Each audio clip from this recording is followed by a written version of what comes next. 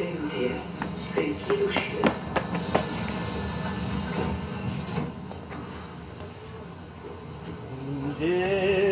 Îngerașul meu de la Dumnezeu, eu sunt mic, tu famă mare, îngerașul meu. Am fost Elvis Presley, urmează știre.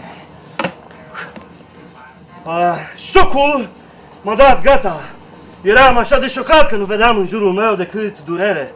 Steluțe jucăușe de durere din cauza lucrului șocant pe care îngerul tocmai mi-l spusese.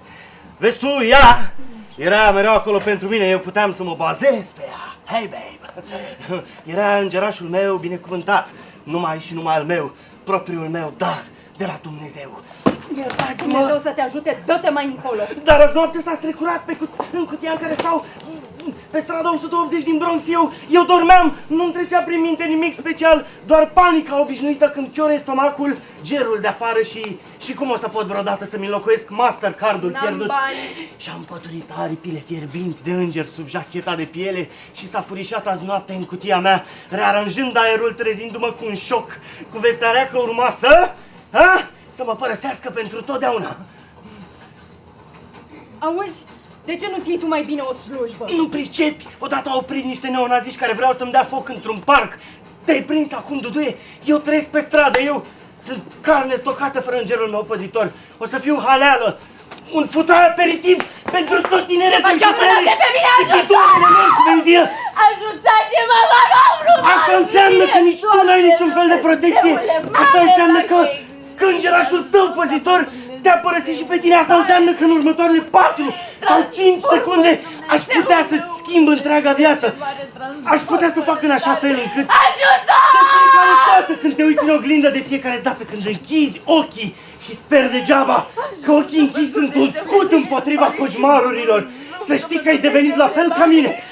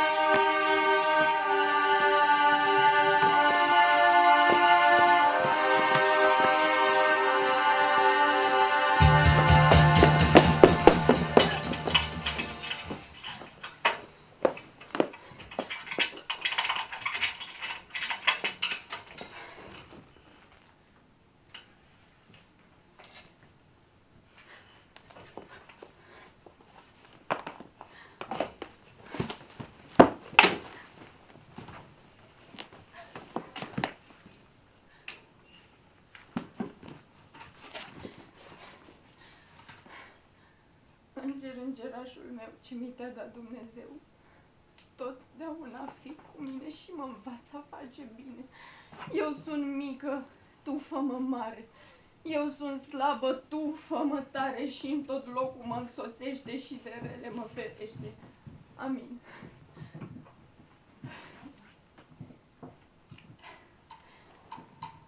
Ai, maldita stea, oprește muzica aia, idiotule! Hei, Mira, imbesil, cală-te! Vă rog frumos! Deschide lumea, răscopii sărite! Matthew! Atâta ți-a fost, Matthew! Mă duc să mă pun că așa mă pe toată lumea din blocul ăsta copii cu tot!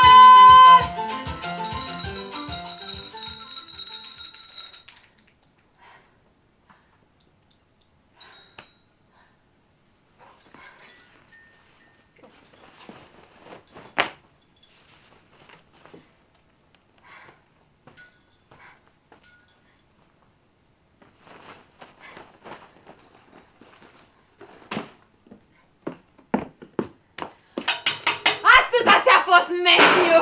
M-am întors, am mușcat de din ușa asta, măi! Și că Matthew nu stă aici! Matthew, cine e aia? Matthew nu stă aici, Matthew stă alături! You're not a piece of Matthew! Dumnezeule, Acum ești mort, chiar ești mort!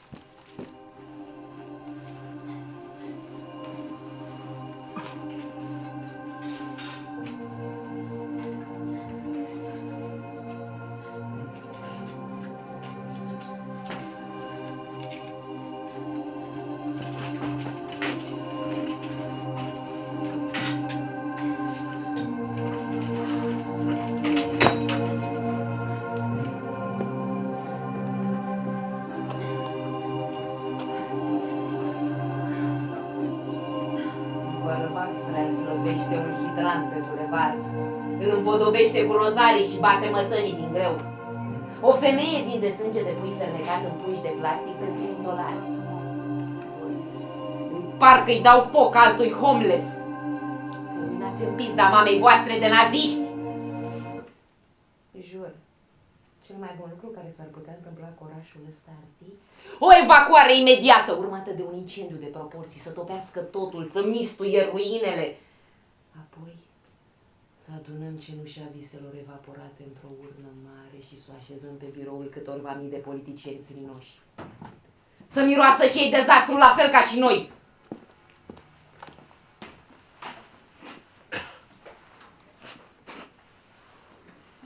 Până la urmă, în ce crezi tu, Marisol? Crezi în mine sau îți crezi simțurile? Dacă e așa, ce gust simți în gură? Doamne, arroz cu gandules. Care-i mirosul tău preferat? Ocean. Miroase ocean.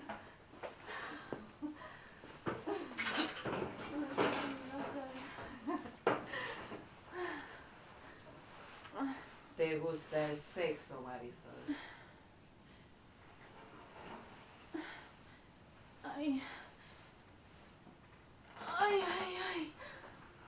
Ah. Ah. Ah. Ah. Simt o energie sălbatică în tot corpul. Ah. Ah. Iată marea ta șansă, scumpă. Bine, Dumnezeule, mare ajută-mă, te rog frumos, Dumnezeule, mare ajută-mă, te rog frumos, Dumnezeule. Ce-ai vrea să-ți replângeri așa tot stăpânitorului?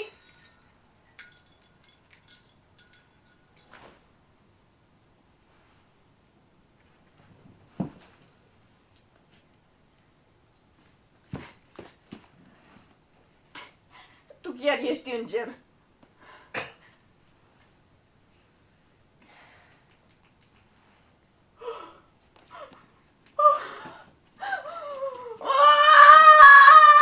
Ești înger! Mamă, ești sinceră! O să faci bronzul sigur pentru mine, o să faci minuni și o să-mi reduci chiria. E adevărat că mâncarea preferată e adevărat că mâncarea preferată a îngerilor e sosul cu stroi și mie îmi place. E adevărat că rahatul vostru, Doamne, miroase a mango și că atunci când sunteți beți vorbiți portugheza. Vai de capul meu! Dulceață, ultima oară când am fost eu beată, ai de capul tău. Da. Stai puțin.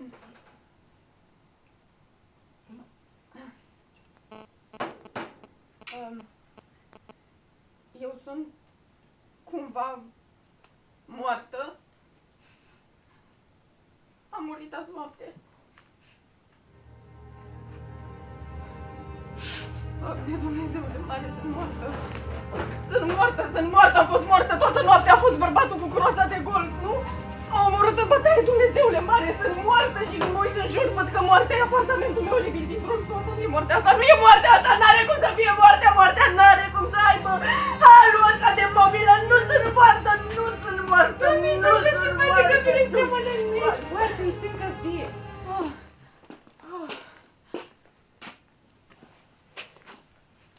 Sunt însărcinată. Poftim? Aoleu, nu, stai. Sunt însărcinată cu copilul lui Dumnezeu. Oare noul Mesia not în pântecele meu electrizat? Oare super sperma lui Dumnezeu crește o floare sacră în adâncul serii mele intime? Greața de dimineață să aibă gustul împărtășaniei, Dumnezeule mare, e uimitor, e absolut uimitor, sunt miliarde de femei pe lumea asta și tocmai pe mine mă lasă grea, Dumnezeu. Nu niciun copil! Mulțumesc! Nu niciun copil! Nu niciun copil. Nu? Nu. Păi, și atunci ce e?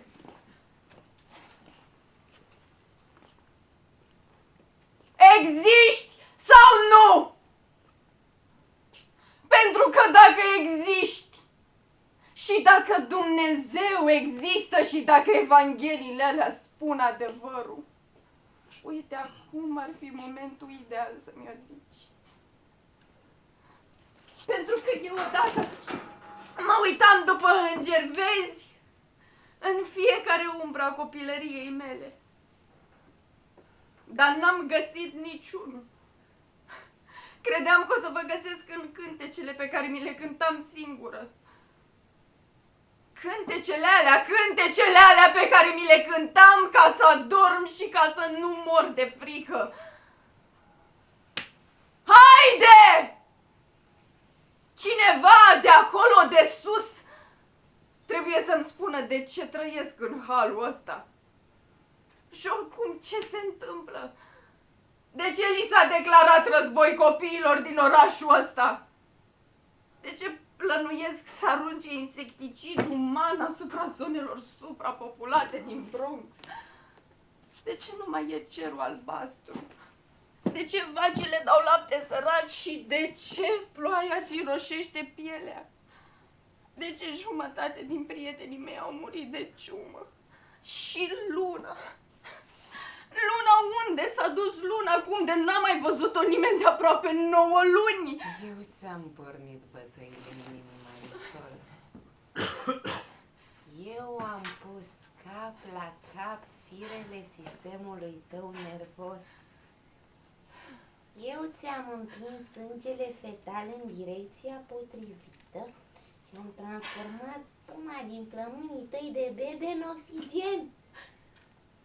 Când părinții tăi se băteau, te-am ajutat să te prefaci că te afli sub ape. Că sunt un pește. Cu sânge rece pe fundul oceanului negru departe și în siguranță. Rasiștii te-au alungat din școală strigând: "Striviți cioara!" Transformat acei muști în grămăjare de sare. La ultima numărătoare, un accident de avion, un lift prăbușit, un masacru plănuit de un fanatic de extremă dreaptă cu un uzimi amor și 66.603 de violuri nu ți s-au întâmplat datorită mie. Wow! Și eu n-am motive să fiu paranoică. Acum veștile rele. Rele? Ce e?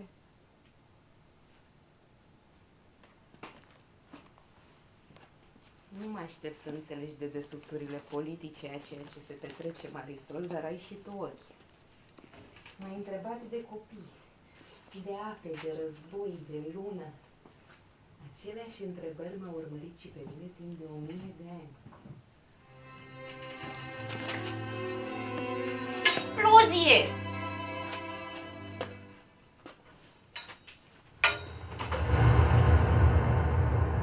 Ce se întâmplă? Corpul universal este bolnav, Marisol. Planetele se descompun, stelele vomită pline de puroi și de bube, pământul infestat are febră și peste tot mintea universului este tulburată de amnezie, apatie și obsesii nevrotice. De ce? Pentru că Dumnezeul nostru este bătrân și muribund și ne trage pe toți după el. Și de mult timp, De prea mult timp m-am făcut că nu văd! Am încercat să opresc emoragia masivă cu mâinile mele mici, cu rugăciunile mele, dar n-a funcționat. Atunci am știut că dacă nu fac ceva curând, va fi prea. Ce-ai făcut? Am organizat o întrunire și am îndemnat cetele îngerești, serafimii, heruvimii, tronurile, domniile, căpetenile, arhanghelii și îngerii să voteze pentru oprirea distrugerea universului, măcelărindu-l pe Dumnezeul nostru senil. Și au făcut-o. Ascultă bine, Marisol, îngerii vor omorî pe împăratul ceresc și vor revigora universul cu sângele lui și eu o să-i conduc. Fac o revoluție a îngerilor. Dumnezeu e bun. Vom recruta ființe cerești abile, vom strânge bani din taxe. Atunci ne vom arunca aripile de pace și va fi război.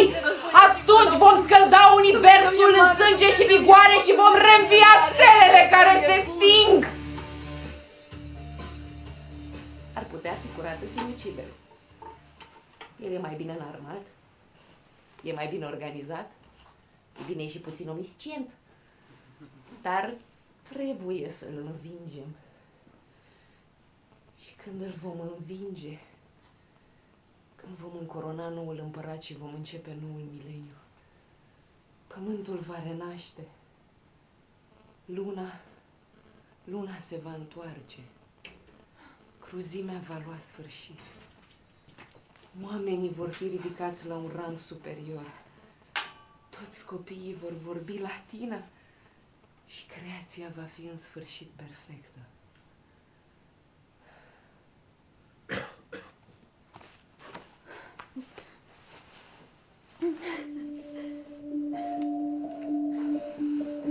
Lasă-mă și că trebuie să te părăsesc.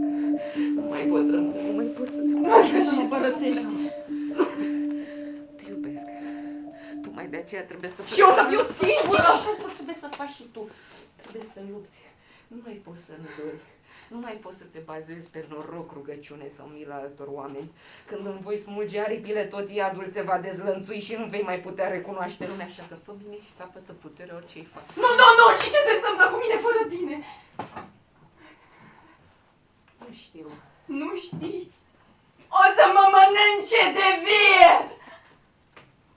Asta în caz că nu vrei să ni te alături. Nu!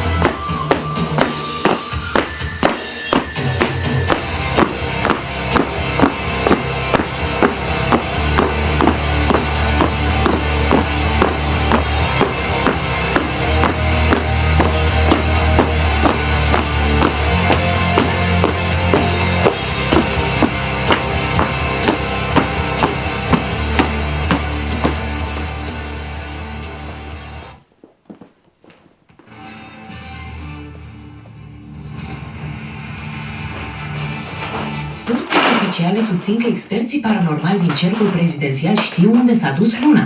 Aceștia pretind că au văzut Luna rătăcind deasupra orbitei lui Saturn. Membrii ai Pentagonului plănuiesc să cheltuiască miliarde pe un tractor spațial care să remorcheze Luna înapoi spre Pământ. Mai mult, Luna va fi atașată de pământul ei iubit cu un lanț lung ca să nu se mai îndepărteze niciodată. Se pare că un angajat al Casei Albe ar fi declarat că guvernul speră să obțină fonduri pentru operațiunea Salvați Luna, introducând o taxă pentru lunatici. Răspunzând suspiciunilor că vacile dau lapte sărat din cauza că iarba ar fi contaminată, oamenii de știință...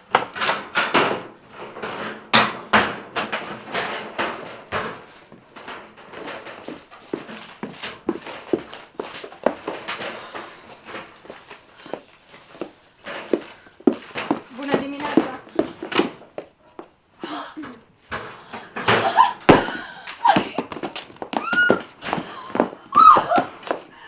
Doamne, n-am putut să dorm Jun! toată noaptea din cauza ta! Jun! S-a întâmplat... Ai murit! Ai murit! S-a dat pe toate posturile azi noapte! Ești pe prima pagina ziarului de post! Marisol Perez, în vârstă de 26 de ani, cu domiciliu pe strada 180 din Bronx, a fost omorâtă în bătaie pe linia de metrou 2. Atacul s-a petrecut azi noapte la ora 11. Te-am crezut că erai tu! Am încercat să te sun toată noaptea! Dar ai idee câte Marisol Pereze sunt în carte asupra Bronxului? Nu știu, doar 7 pagini? N-am putut să te sun toată noaptea! Cum a fost hotărâtă? În pista măsii de sălbatic a bătut-o cu o crosă de golf. Poți să crezi? Nu știu, așa cum canibalul își pregătește cina în pista măsii de psihopat! Încă mai am nervi. N-am fost eu, Jun. Da, ai fi putut să fii tu! Pe bune? Stai în ghetoul ăla! Asta nu te sperie? Nu crezi că ar fi cazul să te muți din Bronx? Jun, am spus că n-am fost eu, n-am murit azi noapte. Hai dracu vulturi! Și-au făcut plinul pe ziua de azi! Prin planuri ample cu fața de siguranță a lui Marisol Perez la televizor! Vreau să spun care-i rostul! Spun eu! Boala triumfă peste tot! Evul întunecat se apropie, visigoții se cațără pe zidurile orașului și eu mă simt ca o haltă de carne proaspătă gata să fie mâncată! Basta! Te deranjează ce spun?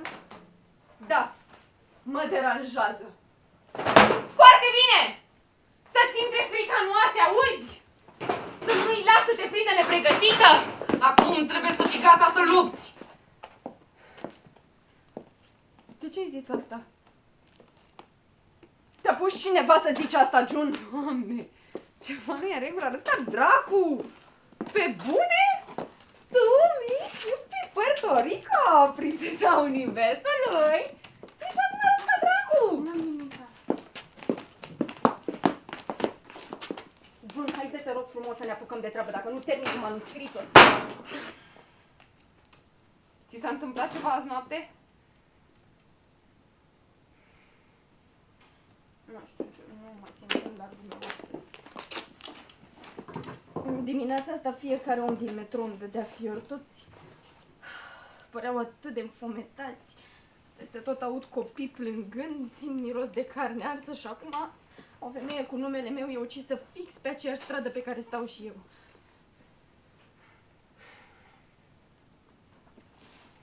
Și am avut un vis, Jun.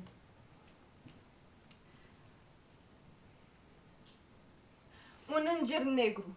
O femeie a venit la patul meu și mi-a zis că mă iubește. Așa? Părea atât de reală, incapabilă să mintă, exaltată, superioară, puternică, fulminantă, Jun. Fulminantă! Frate de bune? Ai visat, e căcat romano-catolic!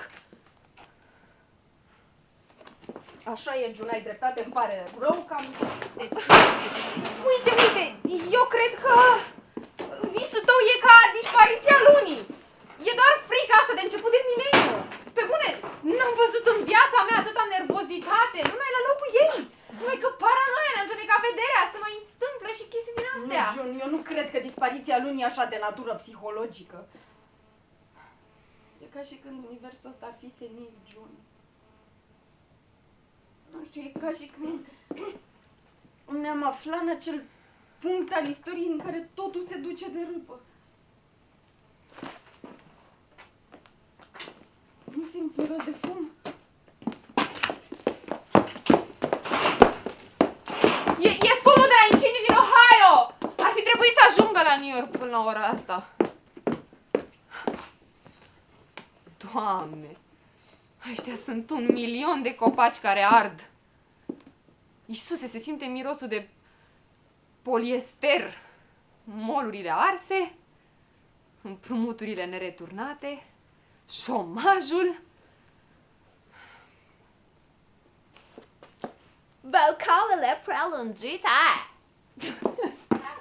Hai, mă duc să-mi iau o cafea, vrei și tu o cafea? Nu mai există cafea, Jun.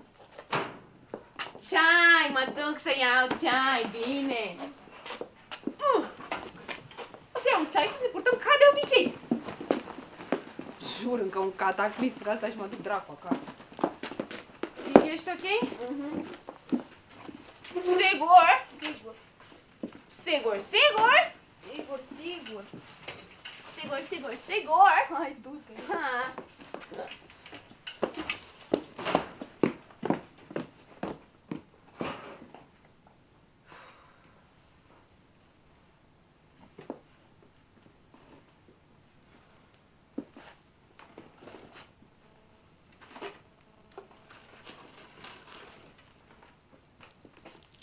Sare.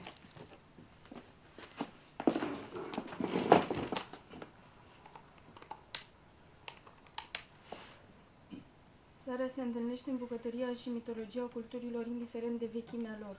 Scriitorii antici credeau că îngerii din ceruri se transformau în sare atunci când mureau. Credința populară susține că în timpul căderii lui Satan, îngerii uciși în luptă picau în oceanul primordial, care pe atunci avea apă dulce. Astăzi oceanele sunt sărate din cauza trupurilor descompuse ale îngerilor căzuți.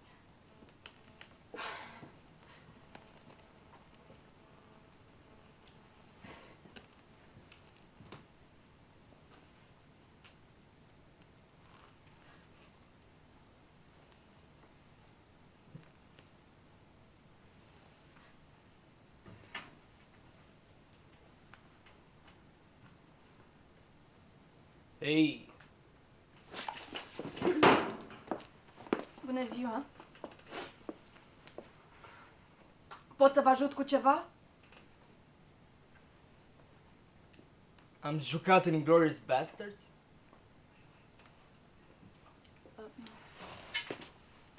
Chestia e că pistolarii măsii nu m-au plătit nici până acum. Căutați pe cineva anume? Al doilea asistent de regie mi-a spus că de aici pot să-mi iau banii pentru Inglourious. Păi da, dar noi nu suntem o companie de film. Noi publicăm cărți de știință. Mi se pare că e o companie de film la etajul 10, mai sus un pic. Nu. Ăsta e locul. Sunt sigur că ăsta e locul. Bine, domnule, poate dacă aș chema paza pentru dumneavoastră. Chiar am lucrat din greu la filmul ăsta. A fost marea mea lovitură. Sigur, ok, să lucrez cu Brad, cu Christoph, cu un geniu ca Quentin, e raiul actoricesc, dar pe bune, tot am nevoie de bani. Sunt o femeie ocupată. Am un departament de condus, dacă nu vă supărați. Uite ce. Chiar nu vreau să mă crizez, dar Inglourious Bastards a ieșit pe piață cam de mult timp și eu încă nu mi-am luat niciun bani. Te rog, ascultă-mă, ascultă-mă. Am facturi, am chirie, am un copil la grădinița catolică, agentul meu urlă după procentul lui și cu pizda mății se presupune că o să plătesc pentru prăjitura asta! Crezi că prăjitura asta e pe gratis? Crezi că e de la Starbucks? Îți dau căcatul asta, măca! Dacă-ți pizda, futu-ți gura mătii! Nu te pune cu mine cu coană! Odată am jucat un neonazist într-un serial TV de succes! Odată i-am dat foc unui tip pe parcul Van Cortlandt pentru CBS! Wow! Da, chiar mi-a plăcut rolul! Ala, sunt bații, jegule! Da! Pizda! Ajutare, ajutați-mă să florim! Florisul!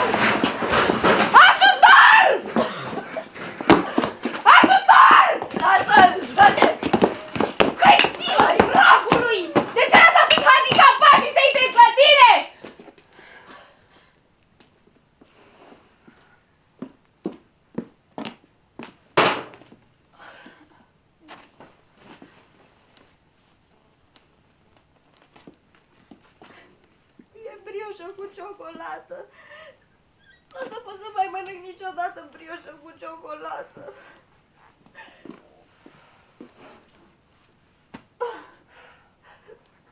Gata, asta. Tu și cu mine ne luăm liber tot restul zilei și mergem dracu la mine, unde suntem în siguranță. Să-i ia dracu pe toți. Hai că mi-a ajuns cu capcanele morții măsii. Hai. Uite, e brioșă cu ciocolată.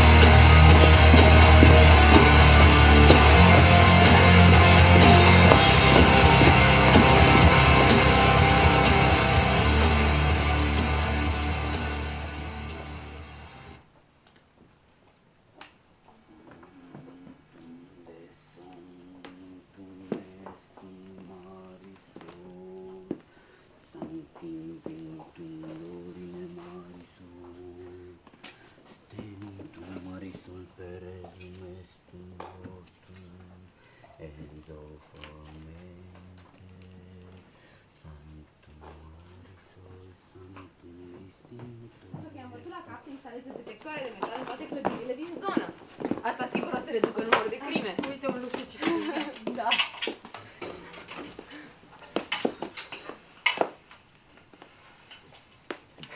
Așa e în Brooklyn! Wow!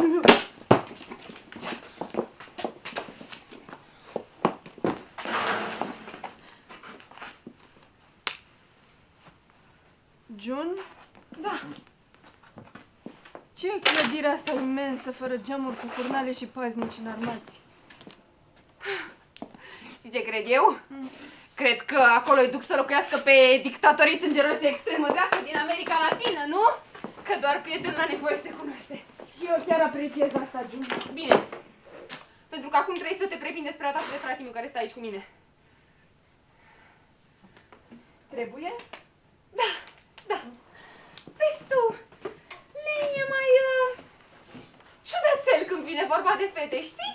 Adică imaginația lui o ia razna la cea mai mică provocare și nu poate să-și canalizeze fanteziile sexuale turbulente într-un mod rezonabil. Ok, poți să fii, te rog frumos, puțin mai clară?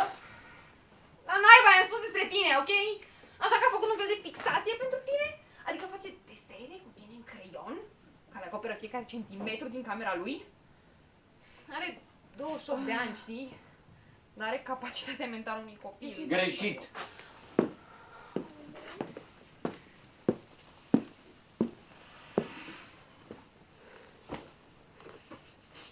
E un centru de tortură finanțat de guvern, unde aduc pe cei care și-au depășit limita de creditare. Marisol, el e... Leni, mașinăria în clăduri. Leni, ea este Marisol Perez, iar tu te înșeli. I-am văzut aducând dubele Giuna, așa că tacă-ți fleanca! Oameni legați! Gardieni cu băte! Polițiști galbeni de grași cu dulei după ei. Totul se petrece noaptea târziu. Totuși poți auzi urletele. La final, cadavrele sunt incinerate. De asta miroase Brooklyn-ul așa ciudat. Eu am multe datorii la Mastercard. Ce truiel nu e dovedit. Toată lumea o știe, Juni, e o chestiune politică. Dacă n-ai fi de extremă dreaptă, așa cum Nu ești... sunt de dreapta, panchis nenorocit ce ești! Întâmplător, sunt ultima comunistă practicantă din tot New York-ul, da? Te-au dat la știri. Au zis că ai murit, dar era vorba de altcineva. Păi da. Ea și cu mine avem același nume. Mă rog, aveam. Mă bucur mult că nu ai murit înainte să am ocazia să te cunosc, Marisol Perez. Leni, n-am adus-o aici ca să strănesc tine. Am fost în cartierul tău azi dimineață, în Bronx, ca să văd ce fel de stradă ar putea să omoare pe Marisol Perez. M-am plimbat prin parc, m-am scăldat în lumina soarelui de iarnă, am privit pervers și drăgălindu-se cu oameni de zăpadă și în miezul zilei, cea mai bulversantă parte din zi, am văzut cum un biet homeless era ars de viu de un nazist. Ce vrei? Ea mi-a vorbit prima. Înainte să ne relaxăm, ok? Ah, da, bine. Ascultă-mă, înainte să mai scoți un sunet, bine? Da? Ne potolim hormonii, ok? Da. Haide să-mi fac o dramă cu tot acâmul. Hei, scumpă, vrei să sculptezi? Hai să plecăm! Sunt mă un las o sculptor dată tot. împlinit, Marisol. Am fost practicant al managementului personal în cercuri de autoeducare și înainte de asta am lucrat pentru rețeaua de urgențe spirituale a Brooklynului. Da.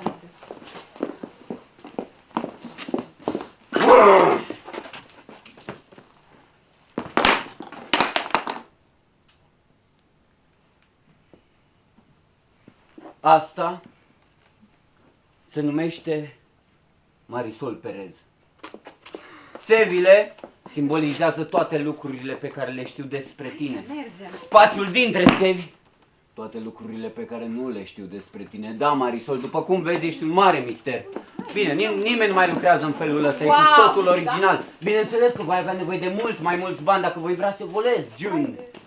Nu cred că Marisol vrea să ne audă vorbim despre bani, Ți-am Leni. spus că nu am de gând să mă angajez niciunde, așa că poți termin cu Am bâltăitul. spus eu angajare! Când am spus eu angajare? I-am jurat că nu voi mai lucra niciodată pentru nimeni, m-auziți spunând asta. Te dracu, Leni! De ce mi urăști cultura? Frate! De ce urăști tot ce fac eu? Hey! Chiar nu vrei să înveți nimic de la mine, nu? Vrei să rămâi o nevertebrată jalnică toată viața ta? Foarte bine! Dar nu mai mirosi mie timpul prețios! Dar mă doare în cur de timpul tău prețios! Eu am proiecte! Da? Da! Păi atunci, ce se mai aude, Leni, cu CIA-ul, a? Parcă te solicitaseră într-o misiune ultra specială în Nicaragua, nu? Și ce se mai aude cu... Oh, Doamne! Chitarele pe care ți le-a comandat Rammstein!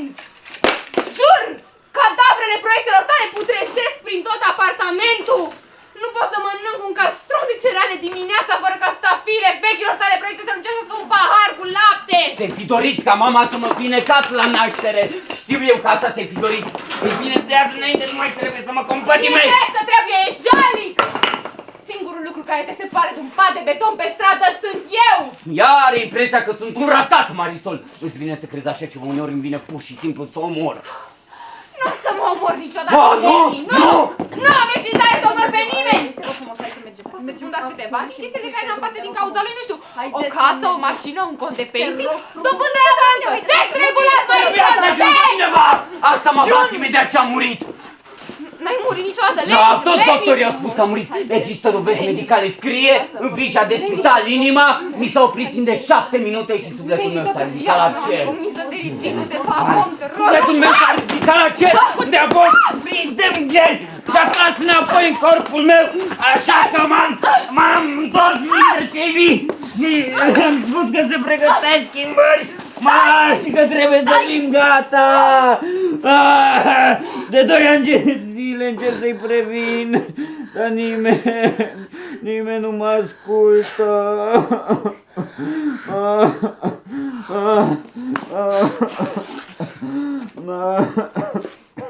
Nu mai poți să mai continui cu căcatul ăsta. Nu mai poți să te mai car după mine protejat în uterul meu eroic. Decizia mea e definitivă. Biologia spune că ești adult. De astăzi părăsești cuibul și trăiești în lumea reală. Mănâncă sau ești mâncat! Îmi pare rău, dar asta îmi spune inima în momentul ăsta pentru că tu ai vrut să fii așa! O să o sun pe mama să-i spun să nu te primească nici ea. Asta nu e o tranziție, Leonard! E ruptura finală! Așa că hai, scoală odată și adună-ți mutanții ăștia șegoși și dă-mi norocitele tale de chei. Dă-mi cheile, Leonard! Dă-mi cheile, Leonard! Dispari imediat. Și nu te mai uita așa la mine! Că te transform în sare! Acolo unde ești! Așa să-mi ajute Dumnezeu!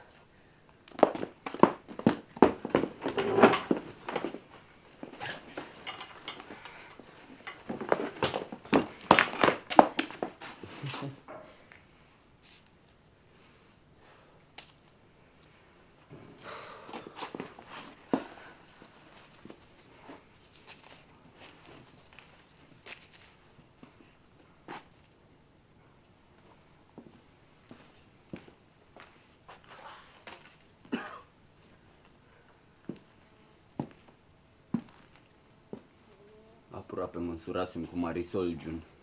Puțin mai lipsea și aveam gemeni. De azi înainte voi fi pe cont propriu. Și orice, dar orice mi s-ar întâmpla acolo afară va fi numai și numai din vina ta. Te iubesc.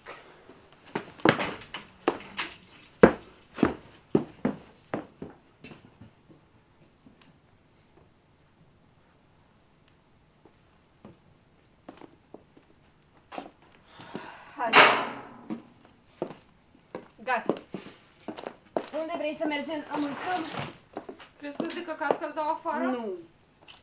Nu știu, uite, poate oamenilor o să li se facă milă de el și o să-i dea ceva mărunțit. Poate chestia asta o să-l facă să-și ia o...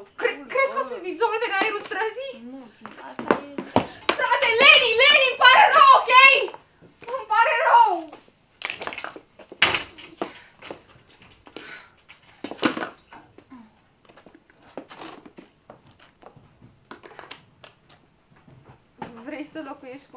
Vrei să locuiești cu mine?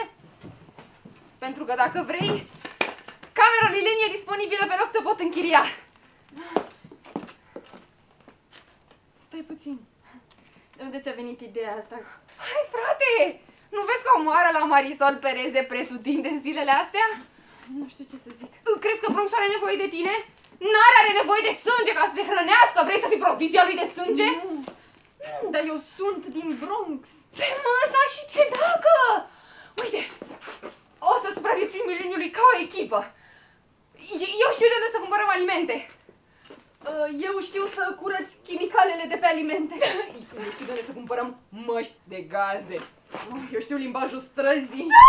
Să ne ghidăm una pe alta în orașul ăsta minacea să fie bine, da? Da!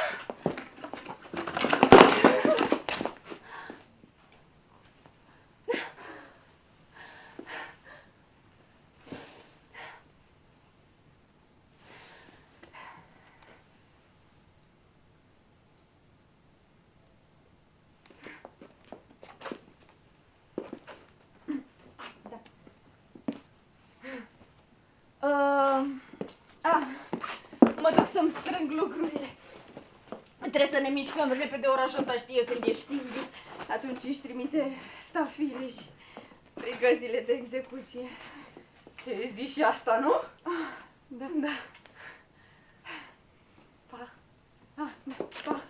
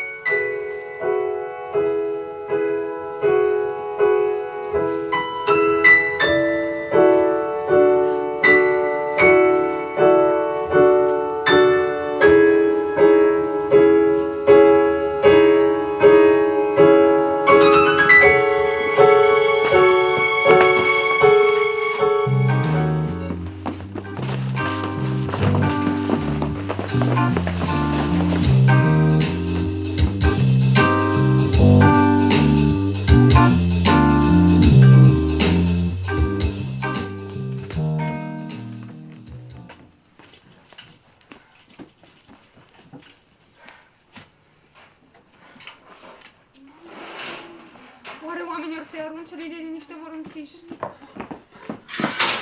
Am fost pe stradă, Marisol, știu cum e. Da. Da, poate că oamenii or să-i arunce niște monede. Vocalele prelungite. Incredibil afară. Aici funcționează logica plutonului de execuție. Unii spun pasionante povești de groază, în timp ce alții își îngroapă fața în haine și trec mai departe. Strada se mislește noi specii, Marisol, și o nouă liniște. Limbajul articulat nu te ajută la nimic. Marisol, nu există cuvinte pentru a descrie aerul rece care ți intră în oase. Și chiar dacă ar exista cuvinte pentru a descrie, tot nu ai crede, pentru că de fapt, ideea, dreptul de necrezut e o altă realitate și ea se manifestă aici și acum. Și lucrul ăsta, faptul că e prezent aici și acum, contribuie la natura incredibilă a străzii, Marisol. Îi oferă un plus de nebunie și de neverosimilitate. Dar eu știu că e reală. Am fost contaminat de ea. Îi port turbarea în sânge. Da, sunt sigură că cineva o să-i arunce lui Leni niște mărunțiși.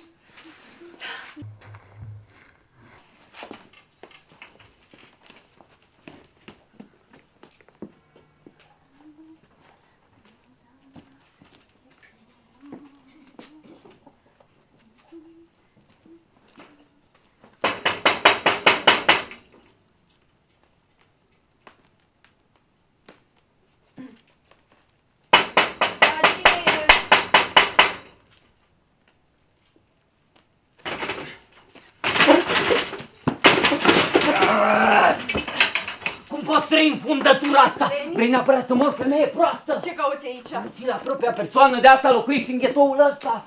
Iisuse, era să fiu omorât venind încoace. Leni, ieși în pizda, mătii afară sau îți scot ochii pe bune! Doamne, ce dor mi-a fost de tine, Marisol. Nu o să se întâmple așa ceva în propria mea casă. Încă mă mai protejez, Doamne. Poftim. Am dat o spargere într-o grădină botanică pentru ea. Te atortează cu ochii tăi. Căprui.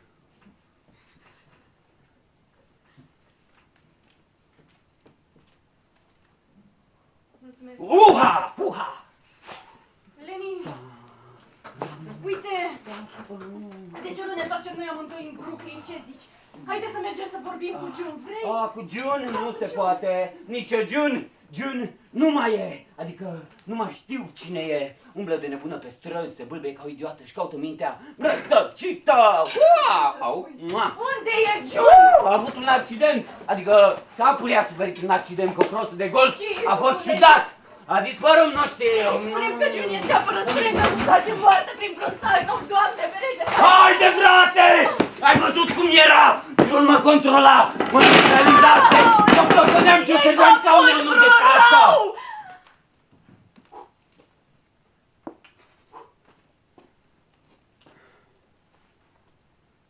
Sunt atâtea lucruri despre mine pe care nici nu le bănuiești. Știai că am fost un experiment medical când aveam 5 ani, ca să mă vindece gratis de astm. Mama m-a oferit voluntar pentru testarea unui medicament dubios într-o bază militară din Nevada. Timp de 6 ani am fost un nenorocit de cobai în medicina militară. Nu e amuzant? Și medicamentul ăla m-a făcut așa să ride pe fix, că nu pot să-mi iau slujbă, să-mi iau o diplomă, să-mi fac un prieten, nimic. Și June? June a avut totul. Ținea la tine. De asta nu te-a dus niciodată acasă ca să te văd nici măcar după ce am implorat-o timp de 2. Haide, frate, nu mai fi așa! Putem să vorbim unul cu altul așa cum trebuie. Nu, Leni, nu putem! Ba da, ba da, ba da! Ba da! Ba da, Marisol.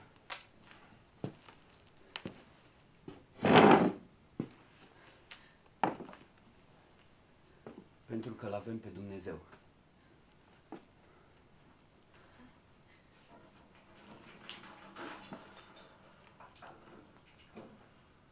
Îl avem în comun pe Dumnezeu. Poate că e voința Lui să fiu acum cu tine. În noaptea asta, la răspântia asta, în orașul ăsta fără reguli, eu sunt providența pentru tine. Nu înțeleg ce vrei să spui. De asta m-a dus Dumnezeu aici în noaptea asta, Marisol, ca să-ți ofer o cale de a supraviețui.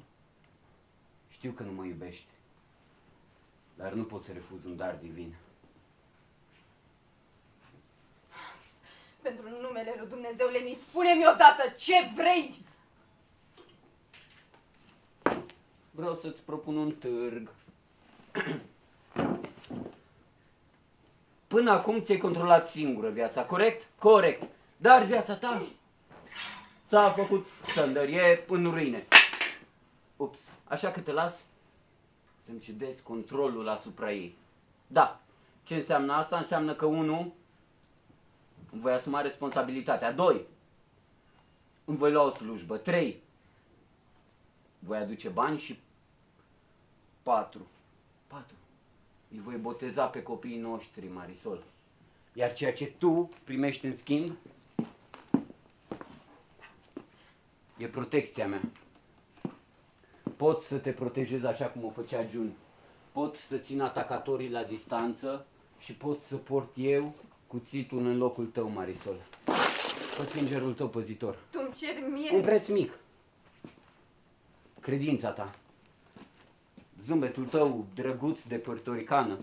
Și nu, nici măcar nu mai vreau să mă culc cu tine. Nu vreau... nu vreau afecțiunea ta, nici considerabilul tău mister sexual, nu. Vreau doar să mă respecti, să mă faci important, central, venerează-mă, hrănește-mă și crede tot ceea ce-ți spun. Marisol, odată ai încercat să-i dai toate astea lui June și June ar fi spus da pentru că te iubea. Marisol, uită-te la mine. Marisol, eu sunt June. June și cu mine ne aflăm aici sub pielea asta înfometată. Ne poți iubi pe amândoi, Marisol.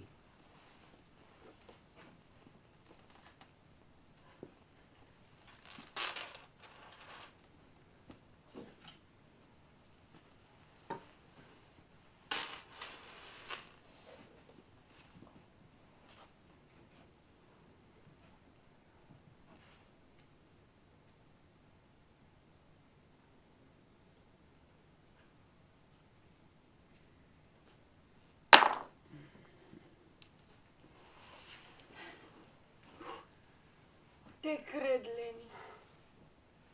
O să trăiesc prin tine.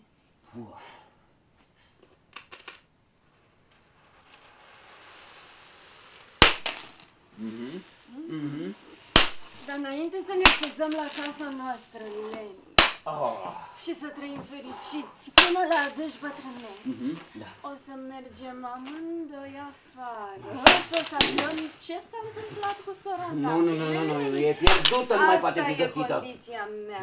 Dar afară e prea periculos pentru o Dacă fată. nu mă ajut să o găsesc, Leni, înțelegerea cade. Dar nu vreau să te împart.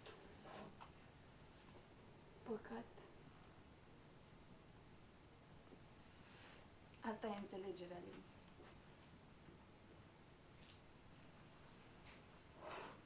Nu mă iubești, nu? Doar te joci cu mine? Ei bine, mă bucur că am lovit-o! Termină! De ce m-ai mințit? Pentru că tu ești dușmanul, Leni, și mereu vom fi dușmani. Pentru că mereu îmi pregăți prilejul să mă pântești pe casa scării pe după uși. Și știu că nu o să încetez niciodată. Și nu o să pot niciodată să mă relaxez sau să zâmbesc la ceva frumos de pe stradă. Încerc doar să fiu fericit. Vreau să-mi spui în clipa asta de June. În clipa asta. E în Brooklyn. Unde? Pe o stradă. Unde? Nu știu! Ce s-a întâmplat? Am lovit-o în cap, nu mai știu cine, s-a plecat să te caute. Nu, uită-te la mine! Sunt doar încăcat pe podea, Marisol. Îți cer doar să te uiți la mine. Fie-ți milă de mine și lasă-mă să trăiesc măcar o dată ca o ființă umană, Marisol. Marisol, am putea avea copii și să iubim atât de mult. Dar nu!